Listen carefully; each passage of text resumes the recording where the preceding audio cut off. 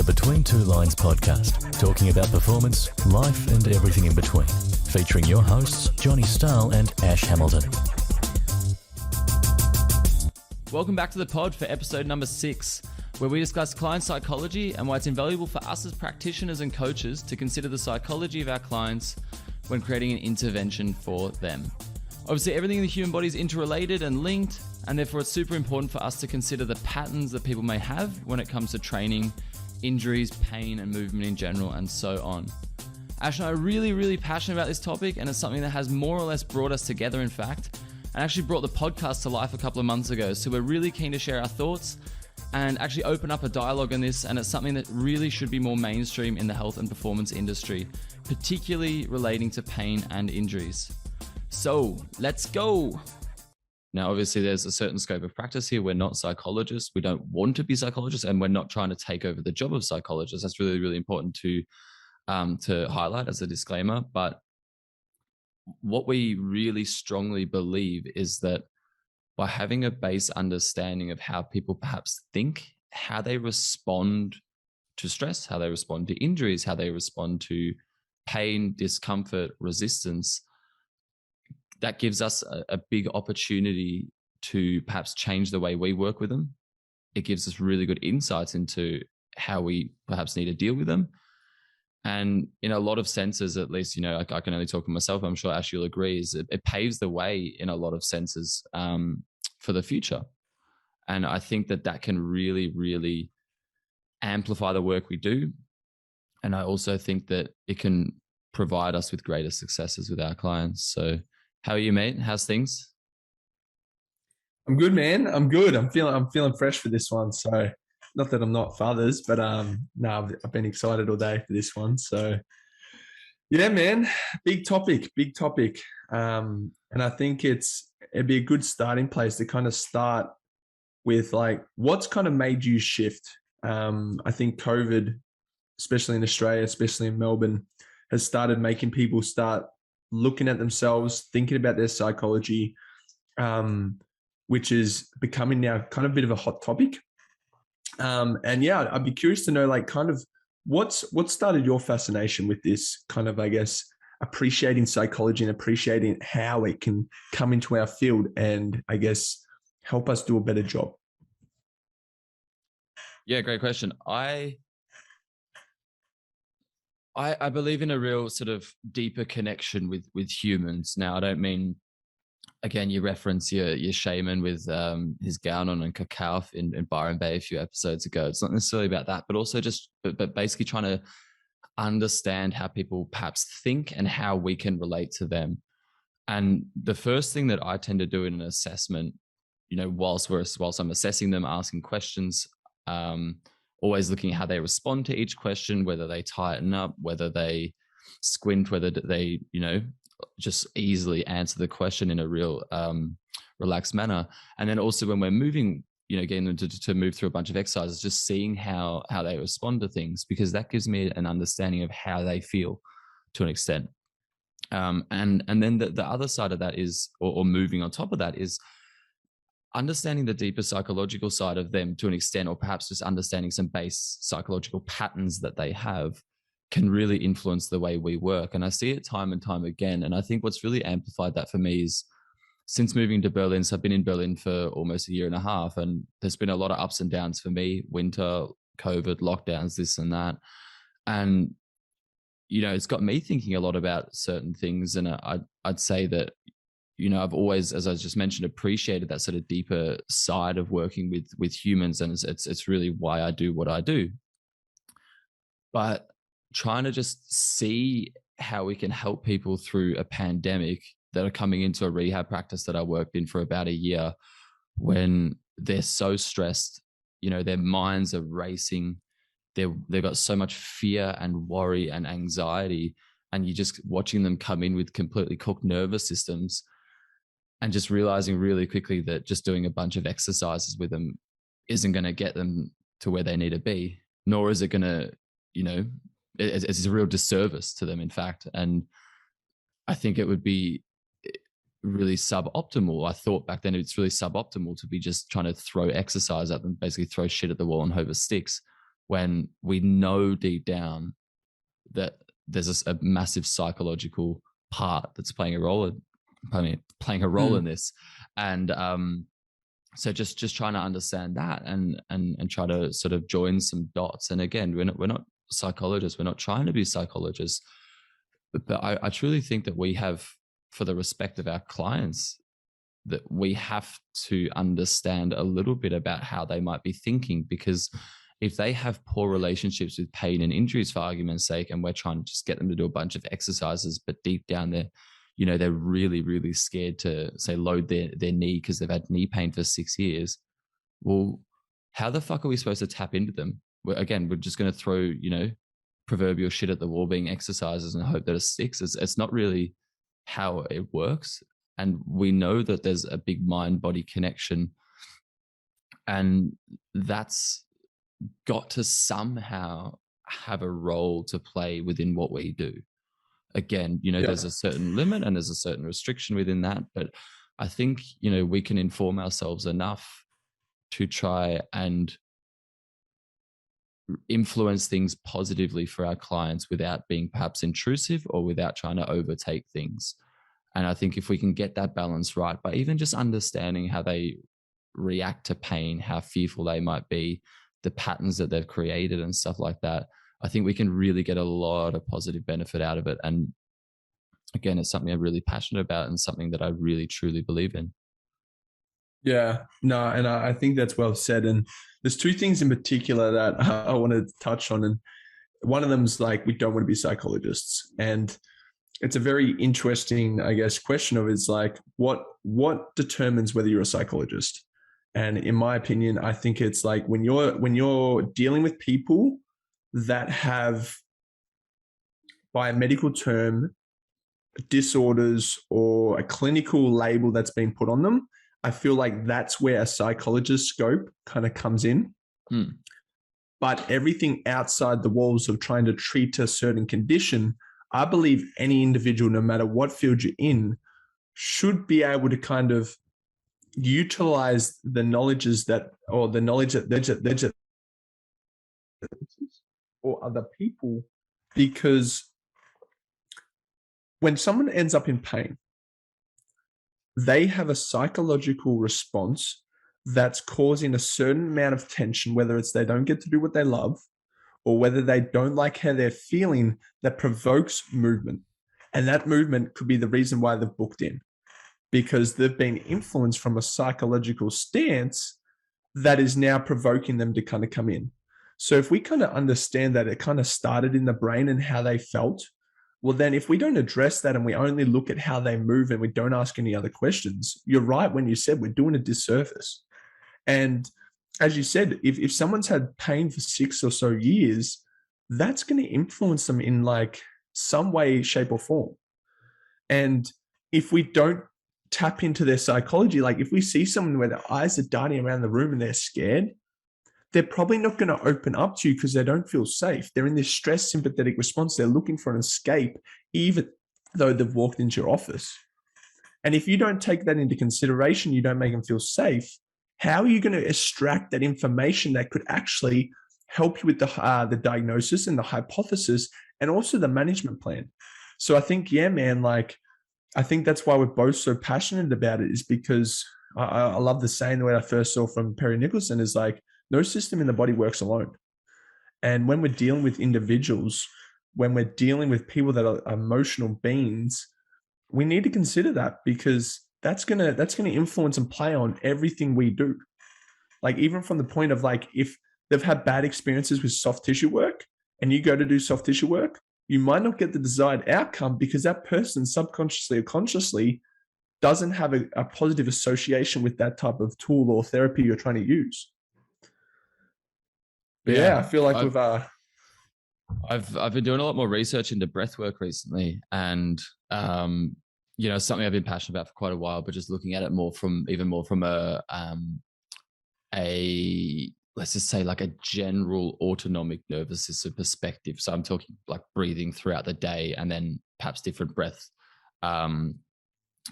breathing exercises and techniques and that sort of stuff. And anyway, I've just noticed how profound it is like how much I'll hold my breath.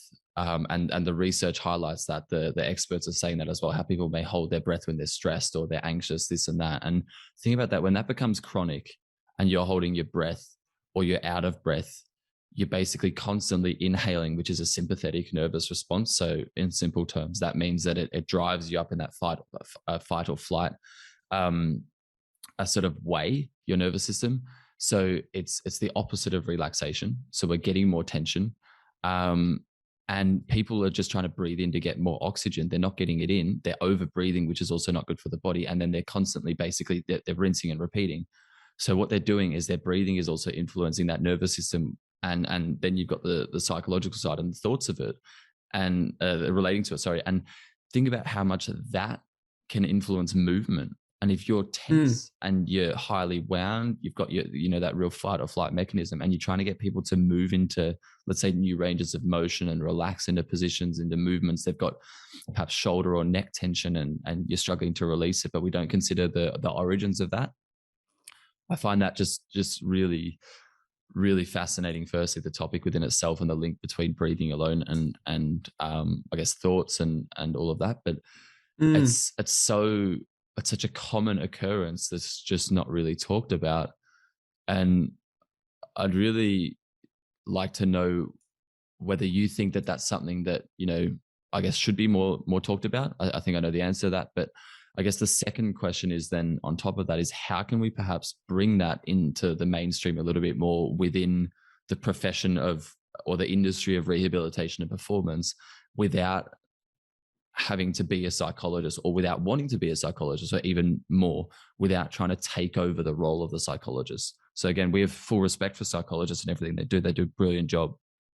But I think it's really important for us on the fly, on a daily basis, to be slightly better informed about the psychology of the people we're working with. And how can we get a better understanding of that? And then how can we implement that? And how can that become more of a common strategy? And another thing that just came to mind was, I'm all about referring, but sometimes if you said to someone, I think you need to see a psychologist, that's got a whole lot of attachments and things that are scary. It's like, oh, I don't want to go to a psychologist. That must mean there's something wrong with me. That must mean this X, Y, Z. And they're not going to potentially put themselves in that environment. So I think that's something that is important to also consider, that having a general understanding of how humans work and creating an environment that they maybe feel a lot safer or safer with you allows you to explore some of those things, potentially create that safety where you can kind of drip feed that, hey, maybe see this person, it doesn't mean X, Y, Z. But back to the breathing.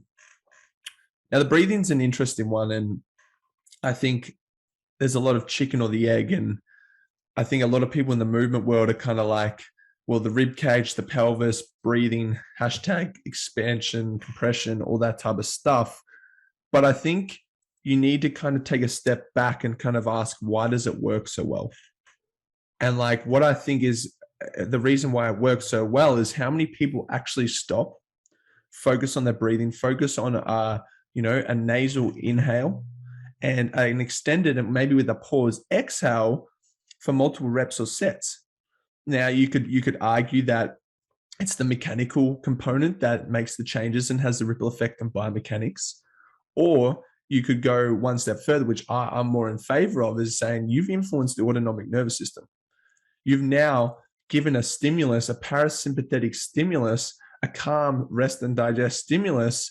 Things now kind of like go there, relax a little bit. Now space is created. You now have this new range of motion and stuff. And I think from my experience, the reason why breathing work doesn't stick is because everyone can calm down for, 1, 2, 3 minutes, maybe has, transient effect for, 30 to an hour, but then it goes back to normal. And you got to ask yourself, is like, was that the wrong intervention? Or is because the stimulus of stress, this sympathetic drive, so profound that, 3 sets of 5 breaths or whatever you want to prescribe is not enough to counterbalance this stuff. And I think that's where the psychology comes in. And that's where I've learned from myself that, there's a metric called heart rate variability. And it kind of like gives you a score, and it kind of measures whether you're sympathetic or parasympathetic, and certain things can kind of like make you more sympathetic, whereas, some gut health stuff, maybe it's whether you've done heaps of training, not recovering enough, or whether it's a psychological component. And I know for myself, I've had all three. And it wasn't until I dipped into the psychology component that I'm now like, oh, that gut health issues that I've got, maybe it's because I was so stressed. Sympathetic drive increases like your intestinal permeability. And for those listening, think of your, I guess, intestinal permeability being like a fly screen, and it lets certain things in and out. And when you're stressed, the holes in that fly screen get bigger, lets objects that usually can't get through. The body's like, danger, threat, sends an immune response, and you can have a cascade of issues. And I'm by no means a gut expert, but it just shows you, again, it goes back to these psychological components. And that if you kind of look at the symptoms, whether it's gut health, or maybe it's, a reduced range of motion at the pelvis, which is related to how the rib cage moves, which then goes back to breathing, which then goes back to, autonomic system of, I don't know where to start, but it all comes back to how we go about thinking, our perceptions, our beliefs, and everything from day to day, man. Like, what do you think? Because it just keeps on coming back to the same place. Well, firstly, you didn't actually really answer my actual question, but I'll ask it again. But I think your input was really awesome. So again, I'll ask in a sec, but I'll just answer that again and try not to get distracted. But I think it's massive. It really is massive, and it's really, really simple. And there's so many factors on a daily basis that obviously influence it, but it's also not that easy to do breath work.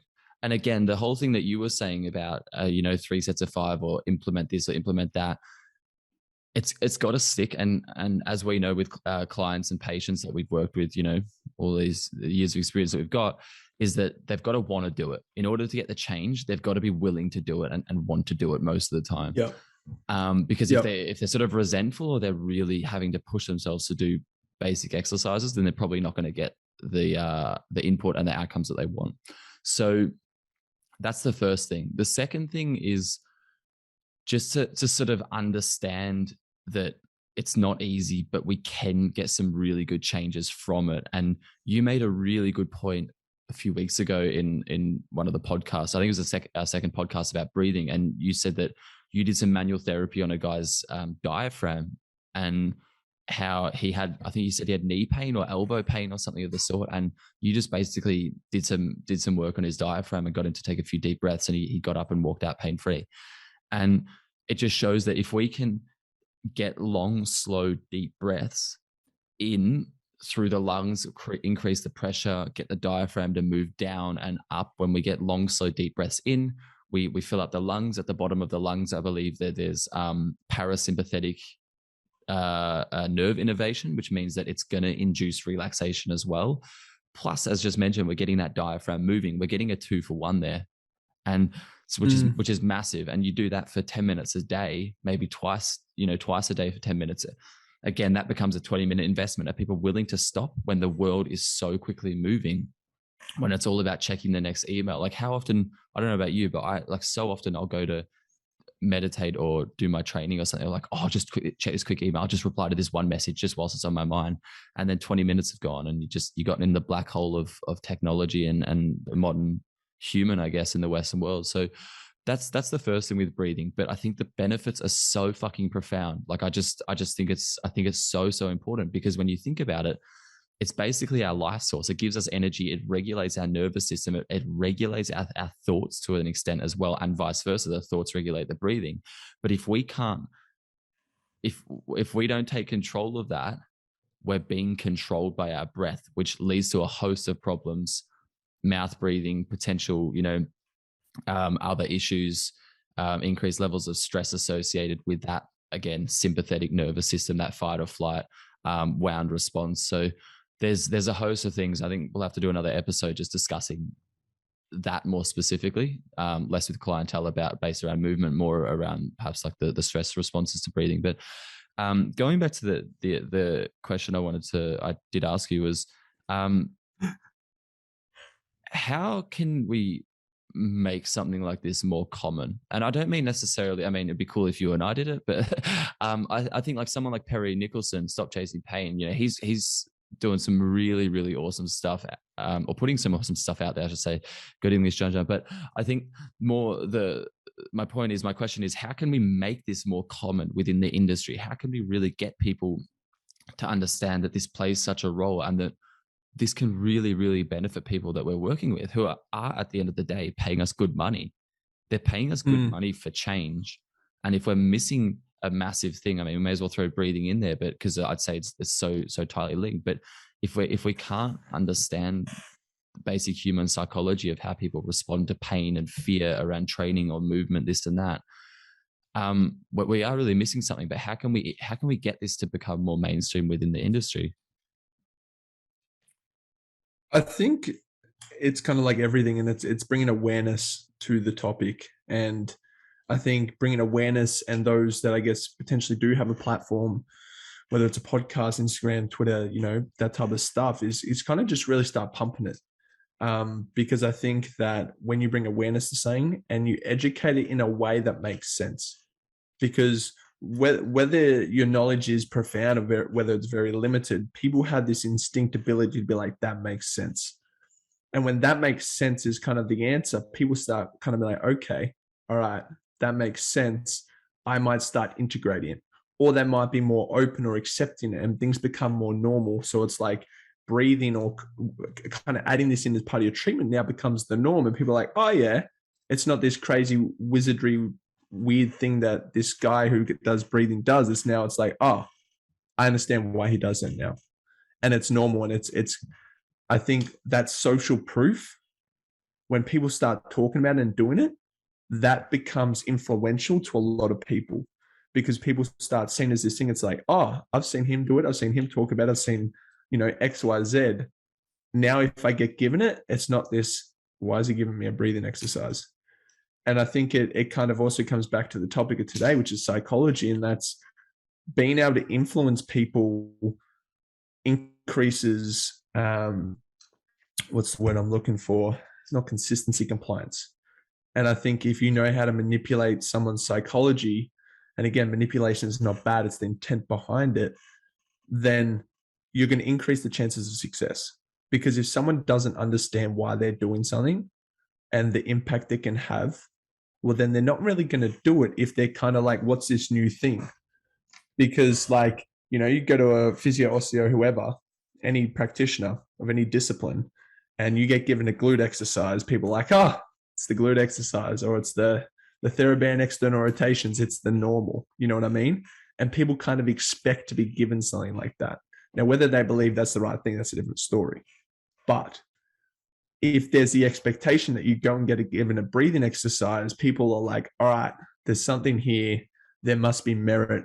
It's probably going to impact me. And then whether they do it or not, that's a different story. And it usually comes down to how well can we kind of link that to what's important to them. But I think that's the step, man, to kind of like bring it in. And I think if you've been on social media and you follow anyone this year in particular, the breathing, it's starting to get out there. And I think that, you know, it's kind of gone the other way, where everyone's just focusing on breathing, that they're missing all these other components. But yeah, man, what do you think? Do you think there's anything missing, or do you have anything in particular that you're like, all right, I think this needs to be done to get this out there? I just think it's quite funny how, as you're saying, the social proof, you know, how it's really is that sort of sheep mentality. And this is unconscious. This is how we are as human beings. But how, if you think that if 70% of practitioners or coaches or rehab therapists, whatever you want to call it, were doing breathing work, and it were mainstream, so to say, then it wouldn't even be a question. And but because it's not, obviously there's the fear of the unknown. People kind of like, oh, what the fuck's this? And they stay with their familiar, you know, within the familiarity of what they do and what's known. So I think that's the first step, getting it out there. The question is more, how can you get that out there, and how can you influence people? And I think that's the next question, you know, maybe influence it a little bit more by having it, you know, 2 subjects in every bachelor program. there's got to be ways, but I think social media can be a really good tool for that. I think it can also just be overinflated in the sense, pardon the pun. If you can overinflate the lungs, okay, it wasn't funny. But I think social media can go too far and really overinflate the idea of breathing without context. But we're talking more about how, this can also influence or largely influence the psychology of the people that we're working with in order for us to get better outcomes. It's not just breathing necessarily for the sake of breathing. I think that has merit, but I think we're talking, we're keep staying specific to the idea of client psychology and how breathing can influence that. And I think we just need to keep showing, again, social proof, as you said. And I think when it comes to psychology and moving away from the breathing, just for a moment, I think it's important to just to highlight case studies, to discuss, own experiences, to get other people to talk. And I think when one person comes out, I don't know if you saw, there's one strength and conditioning coach in the USA who made a post about having mental health challenges, which have largely influenced his life. And I was super surprised by this. I thought he'd be the last person to put something out like that. And straight away, a bunch of people just comment on it, like 1,000 people comment on it, just being like, "I'm with you, man." And I think it needs. So unfortunately, it kind of needs that to create a wave to make it mainstream. But I think I think everyone should deal with a psychologist, or also work with a psychologist. I think everyone should be working with someone, because at the end of the day, it becomes life performance. It becomes personal life performance, right? And if that can happen, then obviously everyone's going to live better. Everyone's going to be more in tune, and then it just becomes a better world in that sense. Do you know what I mean? Yeah. I guess I'm going a little bit off topic with that, but as a point I wanted to make earlier, I think that should alone be mainstream. That shouldn't have that negative connotation like you mentioned, because that would make a total difference when it comes to looking at perhaps referring to a psychologist for your patients or clients. And when they realize that you guys can potentially work together, maybe the psychologist says, "Hey, this person has a tendency to do this and has a real fear about pain. This is what, I've mentioned to them. Maybe you can just reinforce this one thing." And then you might go off and give them a couple of exercises and say, "Look, I know you might be fearful about your knee pain here. Totally understandable, because you've had knee pain for 6 or 8 years or whatever. What I want you to do is I just want you to welcome the pain if you have knee pain, or just smile at it, or just ask it if it wants to join in and do a little superset with you, or just join in the training." Yeah. You know what I mean? And so changing the relationship, building the relationship in that sense, one with the psychologist as the professionals, but within the client psychology itself, I think is just so fucking important. And I think making it mainstream and getting that social proof and eliminating that negative kind of connotation towards it is the most important thing, and obviously the first step. Question is how, and that's not as easy. And I think, it just needs more podcasts like this. It needs people to put stuff on social media. It needs strength and conditioning coaches who are seemingly really, really out there and confident to mention that mental health has perhaps dictated large parts of their lives and decisions, and that they've perhaps got regrets and stuff, which is fully okay. So yeah, it's an interesting topic, and it's really not easy. I love what you said, that I think everyone should work with a psychologist, and I totally agree. And what you said about performance is saying that I would back 100%. And I work for a UK company online. They're a transformation company, the Indian Body Coach, and they're a high-end premium service. And actually what they have on board as part of your program and your package is a psychologist. And they have everyone kind of go through that and get screened, because when people think about the brain and psychology, you need to remove the conditions of, anxiety or depression or bipolar or whatever kind of, like, I guess, psychological condition that they've been labeled with, because psychology underpins performance, because psychology underpins the stories that you say to yourself. The things that you repeatedly say, whether that's positive or negative, is then going to influence your beliefs. And your beliefs are like your filters of the world, where you're looking for things to confirm what you believe is correct. You're looking for certainty. And I like the example of, if you think someone's a dick, you're going to be looking, you're going to be filtering for information to confirm that they're a dick because that's what you believe. Now, that's kind of one example, but like it has a ripple effect on all areas of life. Like even from the point of the behaviors that you engage in, the behaviors that you don't engage in, certain patterns that you have. Maybe this is playing out in relationships. Maybe you don't believe on a deeper level that you deserve things and you're wanting to make wealth. It's like, if you don't deserve something, anything that comes to you, you're not going to believe you deserve to receive it because you're guilty, which is going to impact that ability. And now it's like, oh, I like money. I like wealth. I want to make that. Now you can start seeing how psychology influences that. Or maybe you want a better relationship with friends, family, or a significant other, but you have these patterns playing out that you're not aware of. And that's where a psychologist is just helping you understand yourself more. And if you understand yourself more, you then can understand what you do really well. Now you start making goals on what you do really well. Now you have a greater chance of success. Or maybe you start self-sabotaging yourself at a certain point and you don't know why. Like, it just keeps, I do well and then something happens. And then you dig a little bit deeper, find out that reason, unpin it, break through it. And now you're not held back. And now it's like, oh, I wanted to grow that business, but I can't push it even further. And you can start seeing how this performance, or even from an athletic standpoint, it's like maybe you don't perform because of social or external stimuli or beliefs or something. It's like, imagine if you could break through that. Now it's like, well, the sky's the limit type thing. And like for me, diving into my own psychology is literally just to go in there, take all the stuff I don't like, insert new programming and beliefs so that I can reach everything I want to do in life. And, now it's like, psychology is not just because I have anxiety. It's like, nah, psychology is like, I want to reach everything that I'm capable of and achieve in life. Reach your potential. Exactly. And like now it becomes sexy. And I think like if people can start kind of like hammering that in, because anything sexy sells. You look at the internet and it's like anything that's kind of like, again, social proof or looks sexy or this, it's like people gravitated to. And I think because of COVID, people are starting to see that the psychology side of things is more important than ever. And I'm hoping, I'm going to keep doing it. I hope you do it. And I hope a lot of other people do it. You start bringing the benefits of doing it. That's not just anxiety, depression, all that stuff. Because I think that when you start looking at what you do, you start finding out why you've got anxiety. And then you don't have anxiety more because you got to know yourself and you know why you do yourself things and et cetera, et cetera. Bro, it's life performance, as I mentioned. It's simply life performance. I just think that no one describes it like that.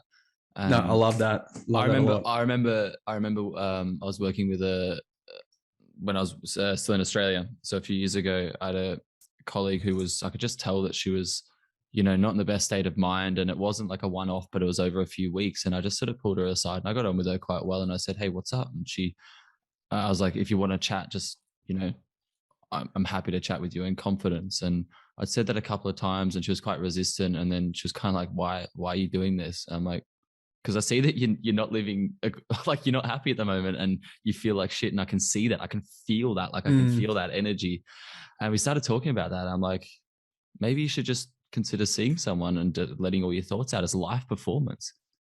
Like, and that's what it is in its essence, right? So, I love that word. Yeah. And but if you put it in that context, or if you say it like that, all of a sudden it is you're like, I want it. Right. Yeah. And then if we relating back to the initial idea of this podcast episode is how we can, as practitioners, within our scope of practice, try and influence or understand and then positively utilize our ideas around psychology and understanding with clients in our specific context.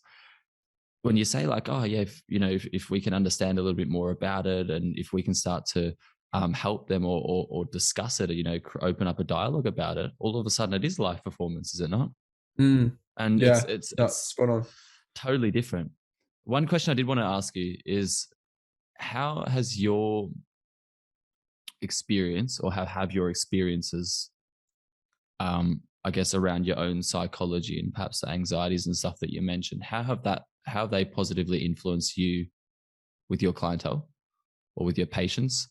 Maybe if you're happy, you don't have to go into wild details, but just in within a client context? Maybe give us a couple of examples on how you may have achieved greater change or better results based on that. Obviously it's subjective as well, but how have you been able to use your knowledge around that topic to create better change for your clients?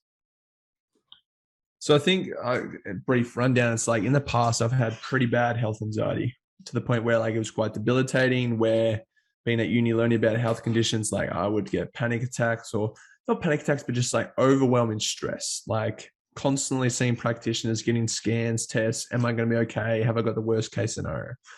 And I'm someone that I like to understand the whys. And what I found was when you kind of strip back the layers, there's always a root cause.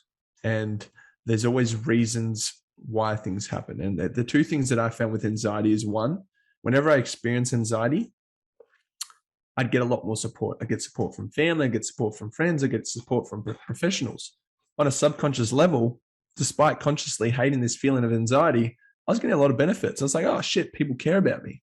This is cool. Like, I'm actually feel like I'm loved. People actually care. And then if you go on a root, go a little bit lower, deeper, I mean, the root cause was I didn't trust myself, and I didn't trust, that my body would be okay and that I'd be healthy and all these things. And I was constantly in this fear state. And it showed me that if you dig deep enough, there's always a root cause to why we have something. And anxiety is just a symptom. It doesn't matter what it is, there's a root cause. So by finding the root cause, you can unpack all this anxiety, these symptoms and things, because it doesn't matter what you're worrying about. What's the root cause? The second thing it showed me was it gave me a lot of empathy and understanding of other people and what they might be going through. Now, how this has kind of helped in a clinical setting is I've done a lot of other work, but there's been times where it's made me want to dig a little bit deeper. And I've been like, well, what happened around the time you got pain? And they're like, oh, nothing. I'm like, what happened? And, like, not necessarily what happened is the provoking question, but like, was there anything that significantly happened in your life to you, to others? Did you see something? Did you experience something? And one in particular that happened the other day was they talked about how there was a divorce, a breakup between his parents, how this provoked a lot of, emotions and anger and stuff like that. Now, emotions are just energy in motion. If you get angry, that's like you want to move this energy. Now, imagine you take that energy, you don't release it. It takes a fuckload of energy just to hold on to that. You now become contracted. Now you become rigid. It's like, even from a range of motion standpoint, things are going to just start locking up. And it's like, for them, we started getting him to do some stuff that kind of like unpacks some of that stuff. And it wasn't, this psychology session. It was just like giving them some tools to kind of like help manage this stress that's kind of accumulated to the point where their stress bucket is so full that any biomechanical interventions that we did wasn't sticking because that threshold was so high. It's kind of like if you're driving a car, I think I've said it before, at 40 kilometers an hour, you don't really notice any faults. You start going 200 kilometers an hour, all the little minor faults, but nuts and bolts that maybe not there come to fruition. And like these clients where, maybe something isn't working, like an intervention that we were doing a lot of glute stuff and a lot of like working on movement patterns, it was working, but it wasn't sticking. And that's where it's like understanding that for me, when I had all this baggage that I wasn't aware about, things just weren't flowing. Start taking some of this stuff out of the stress bucket, make them aware of it, give them some tools, whether even it's learning to emotional release in your hand and just like yell and scream and move that energy. It's a way that they can get that out. And for this person, suddenly the hip stuff started feeling great because you were looking at the individual, you were looking at what could have led up to this event of symptom #pain or this hip issue. It's like, that's the other thing, man. It's like we're dealing with individuals. We all have stories. We all have circumstances. We've all gone through certain things. And that's where I think taking that time to actually show interest and show that person, because you might be the only person that's picked up on it. And that's pretty powerful in itself. It's like what happens if you just let it slide because we're not got the title to dip into that, and they don't have another chance to kind of talk about it, or they don't feel like they're in an environment where they can kind of dive into it? You could potentially change this person's life. And you're doing a disservice in a way, right? And it's hard to know how much to try and influence or how deep to deep, but maybe it just might be that one question, and just to say, hey, we're in a confidence room. Whatever is said in this room stays in this room. I don't go home and tell anyone. I don't tell my girlfriend, my boyfriend, my mother, my father, anyone. This stays between us. But maybe it will just help you to let it out. You don't have to, but I just want to know. Maybe in a couple of weeks you might want to. And that's it. I just want you to know that I'm here for you. I'm not judging, and maybe it will positively benefit you to let it out. And yeah, it's interesting. Sorry, go on. And I think I was going to say, like, even sharing our own experiences can kind of create that safe space where people are like, oh, I'm not alone. I'm not the only person that's had these thoughts, these thinkings, these emotions, these circumstances. And when you kind of openly share yourself, it makes them more likely to open up. But I think the other thing you said that was great was they don't have to open up right away. They can maybe take this might be the first time they've ever considered or seen a link to what they're experiencing. And they might need time to digest it, ponder it. Do they actually want to open Pandora's box? And if they don't, that's cool. And you're going to respect that. But I think, the first time someone gets aware of it, they can then go away and maybe start answering some of that stuff themselves. Or they might be like, hey, I think this could be quite significant. Do you know someone I could go see? And that's where it's like, bang, handball. It's like you've now created, a link to get them more help, or the help that they need, or an avenue to explore that more. And that's where I think, patient-centered care is exactly that. Patient-centered care. Yeah. The last topic I want to discuss is the psychology around training and how our own perception around training influences our training. Yeah. I've definitely been a culprit of this. I remember I used to just train and just like feel shit and just feel a little bit sad. And I was like, I used to always wonder, like, why do I feel like this? And I think a lot of it was because deep down, whatever lift I was doing, whatever exercise I was doing, I always had this feeling like, you got to do a little bit more. You got to do a little bit more. You should be doing a little bit more. And I just wonder, like, how many people must also be experiencing this?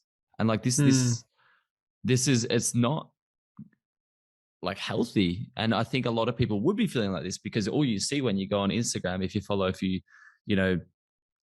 fitness profile is people just kicking ass and doing 1 rep maxes and, sprinting 3,000 kilometers an hour or running a marathon in like half an hour and all this shit. And I think it's important to just kind of have an understanding of perspective as well.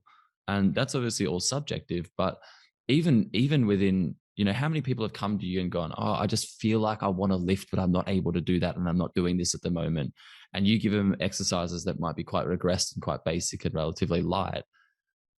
And if we don't explain to them that this is literally a stepping stone of our end goal, and, that we've reverse engineered, let's say, a 5-step plan, and this is step 1 or step 2. And so, yes, it is light, but this is ultimately getting them to where they want to be and what they want to feel. If we don't explain that to them, then how, like, I don't know about you, but how often have you had clients that have just said to you, like, oh, I feel like I'm not doing enough, and they have that kind of negative vibe around their training because of it. Yeah. And I think it's hard because there's this mentality of do more, more, eat less. And I think, while fitness things like F45 are unreal, the community component, I can't fault. I think it's unbelievable. The programming side of things can be quite questionable at times. And I think it's people love going there and getting smashed. They want to sweat. They want to feel like they've worked out hard because it gives them this satisfying feeling. And when you go to someone, even if it's for just programming, they're like, oh, this is basic as, like, I'm paying you X amount. Like, why is it not fancy? It can be a very hard conversation, or it can kind of like break expectations of what people think gets results. And I think that comes down to a lot of education and kind of like prefacing and maybe, again, education. Because, yeah, man, like, I know when I first started out in my fitness journey, I'd look up a workout and I'd look up the toughest ones, and you'd have your maiden, you'd be supersetting to failure and, do more, push through it, train every day type thing was the mentality that we had. And we got results until we didn't. And then things started getting niggly and all this stuff. But I think it's still a hard one that it's like, you don't need to go balls to the wall to progress. And I think especially with rehab stuff, the reason why it is so regressed is because you're giving yourself something that you've neglected for so long. It's like, I was talking about a continuum of there's middle, there's left, there's right. It's like, if you've always done something on the left-hand side and never dipped your toes in the right-hand side, well, how can you be advanced in that side when you've never gone there? It's like kind of like you're back to training wheels, and training wheels is regressed. And until you do training wheels, unless you're one of those few people that can pick up a bike straight away, you're going to have to do the reps and sets and time just like you did, because you got to literally unfuck yourself. And that's why I put up the post the other day, man. It's like, there's something about when it comes to pain that people think a flick of a light switch. I love that. But then someone goes to you and wants to lose 20 kilos and you say, look, that's like 6 months. It's they understand that, because they understand that all their habits, behaviors, actions, inactions have got them into that place, and you got to undo it. You got to create new habits, patterns, rituals, beliefs, knowledge, awareness. But when it comes to pain, it seems like that mentality's just dropped. It's like, you either get me out of pain or you're crap. Oh, you didn't fix me straight away. You must be on the wrong track. I'm going to try somewhere else. And it's like, you sit at your desk, you don't move, you only do a certain type of movement. You neglect all these things, and you've done that for 5, 10, whatever years. How can that be undone overnight? And it's just funny that when you replace pain and weight loss, the expectations and the rules of the game just suddenly change. And yeah, man, it's a hard thing, because for some reason, and I'd love to know what you believe, that's what most people believe. But that's client psychology. That is client psychology in its essence, right? We just kind of went down and we just explained it and discussed it in a different way, but understanding how and why they think that, and breaking down those beliefs, and perhaps even trying to understand where those beliefs come from, because perhaps it's insecurity based on what they see online. Perhaps it's insecurity because, they want to feel like part of a tribe or a team because all their mates are lifting heavy weights, or don't have these rehab problems, or they saw a physio and they're telling them this story about this great tale about how a physio fixed them, I don't know, with a crack of the back or some shit like that. So, it's that again is client psychology in its essence. And I saw you post that on social media the other day, and I fucking loved it because it's so true. It is so, so true. And I'd say the biggest challenge I have with client success would probably be adherence, or would be related to adherence. Sorry, my English is fucking terrible, but you know what I mean. So I think just those that adhere to their program tend to yield the best results time and time again. And I'm sure that you agree 1,000%, because otherwise you wouldn't have mentioned something like that on a public platform like Instagram. So, and I think again, it's the psychology, and something that I've constantly had to think about is if you were more expensive or potentially get results, right? I think timelines, while they are extremely important, and being able to do it a lot faster has a role in whether you're more expensive or perceived to be better. But I think the person that gets the results and maybe perceived as better just understands why that person got to where they got. They know where to look. And more importantly, they know the game plan. No matter how long that's going to take, they can guide you. And when hurdles or obstacles come up, they know how to pass them. And I think that's where the value is. And because again, it's some things are not going to be a flick of the light switch. And don't get me wrong, I love the consults where it's bang, sweet, done, see you later, thanks for coming. But I think sometimes you got to take into consideration so many variables. And it's because you consider so many variables that you can maybe get to the answer or a more right answer a lot faster than other people. And there shouldn't be a time limit on that, because it's you could see someone, let's just say for 10 sessions, right? And end up in a completely different path or an outcome.